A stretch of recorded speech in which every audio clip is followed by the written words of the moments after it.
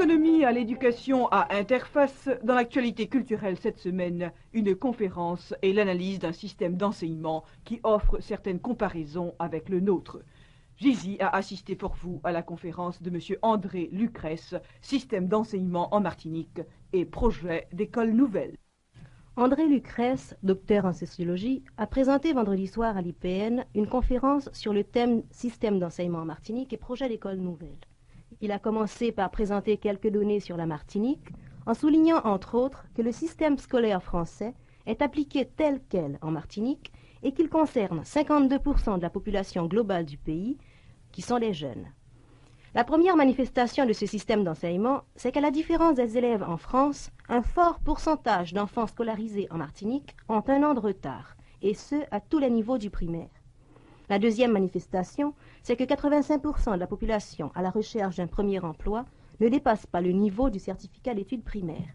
Troisièmement, si l'on considère les jeunes appelés à faire leur service militaire, le taux d'illettrés ou de semi-illettrés en France est seulement de 0,40% par rapport à 15% en Martinique. Pour les autres niveaux, les différences sont encore plus sensibles. M. Lucrèce a alors indiqué qu'il fallait chercher la raison de telles manifestations d'échec du système scolaire en Martinique. Pour cela, il est parti de l'idée qu'il fallait interroger le discours scolaire. Ce discours présente un certain nombre de caractéristiques. Il a pour fonction de reproduire une pratique socio-culturelle qui existe depuis des générations. Il repose sur un postulat implicite ou explicite qui veut que l'acquisition du savoir que dispense l'école passe par l'annulation de l'être du petit Martiniquais. Le discours du maître se réfère à un monde d'objets extérieurs à l'enfant, transmis par une langue autre que la langue maternelle. La base de ce système est la société française et la culture métropolitaine.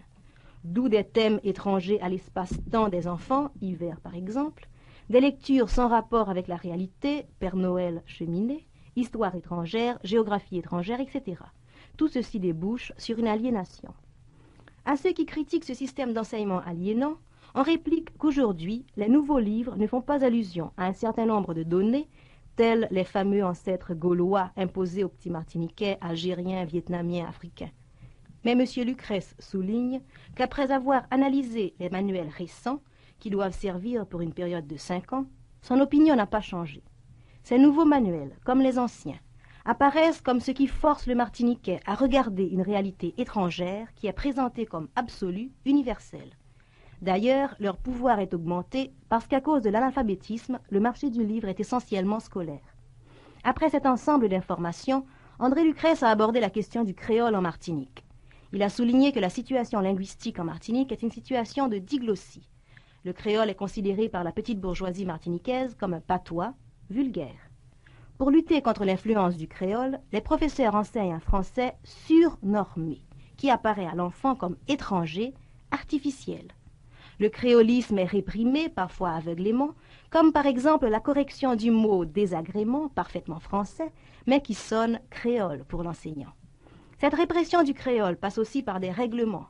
À l'école du Morne Rouge, par exemple, à côté des règlements tout à fait justifiables, comme l'obligation pour les élèves de respecter les professeurs ou pour les grands de protéger les petits, on trouve dans le même paragraphe la phrase suivante. Le patois est interdit à l'école, ainsi que toute parole grossière. Le créole est donc non seulement un patois, mais il est aussi assimilé à un langage ordurier. Cette situation n'est pas près de changer. L'ancien ministre français de l'Éducation nationale disait que la présence du créole à l'école était inopportune et dangereuse. Le conférencier a présenté ensuite les grands points du projet d'école nouvelle, authentiquement martiniquais. Il a souligné qu'il fallait l'insérer dans un projet de société, dans un modèle de société.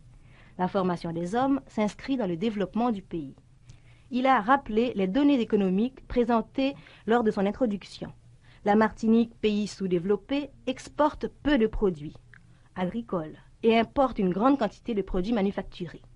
Elle est donc destinée à être une vitrine pour des produits français et un porte-avions devant acheminer ces produits vers l'Amérique centrale et l'Amérique du Sud, où il y a un marché à conquérir.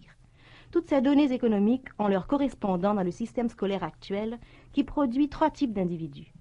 Une petite élite, dont la Martinique ne profite pas entièrement, ils vont en grande majorité en France.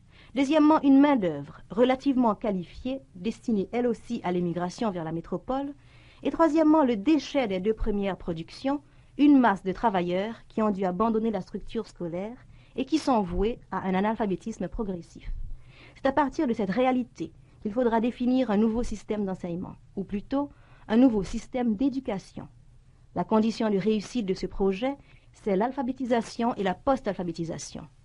On ne peut réformer l'école en dehors de la société, c'est-à-dire en laissant les parents d'élèves dans l'analphabétisme. M. Lucrèce a souligné qu'en aucun cas, l'aide étrangère ne devra être prioritaire dans cette réforme. Son coût ne devra pas être excessif. L'orientation devra être définie par les Martiniquais. Enfin, le plus important, l'aide devra être secondaire par rapport à l'effort des Martiniquais. Le conférencier a ensuite parlé en détail du projet de la nouvelle organisation scolaire.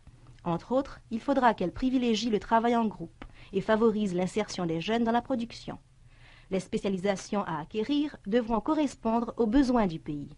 Dans cette réforme, le créole devra avoir une grande place.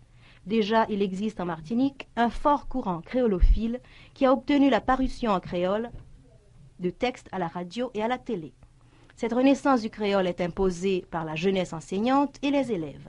Si l'on doit donc faire un projet d'enseignement, il faudra compter avec le créole. Pour son introduction, le conférencier a parlé d'étapes, de progression, parce qu'il voulait éviter que cette langue entre par la petite porte, qu'elle serve par exemple de marchepied pour l'apprentissage du français. Mais en attendant que le créole entre par la grande porte, il faut réformer l'enseignement du français, c'est-à-dire qu'il soit enseigné comme une langue étrangère, non possédée par les enfants. Durant les débats, M. Lucrèce a précisé certains points. Le public semblait curieux de connaître les problèmes martiniquais et surtout de comparer les expériences communes. On a pu constater, comme le notait l'invitation de l'IPN, qu'au moment où se met en place la réforme de notre propre système éducatif, l'intérêt d'une prise de connaissance des réalités et des problèmes du système d'enseignement en Martinique n'est pas à démontrer. Et comme disait M. Lucrèce à la suite d'un intervenant, notre propre réforme déjà amorcée ne nous concerne pas exclusivement. Elle est importante pour d'autres pays, surtout parce qu'elle est une première expérience d'un pays créolophone où cette langue créole sera langue enseignée et outil d'enseignement. C'était Interface. Interface, une émission hebdomadaire d'actualité préparée par l'équipe d'information d'Haïti Inter.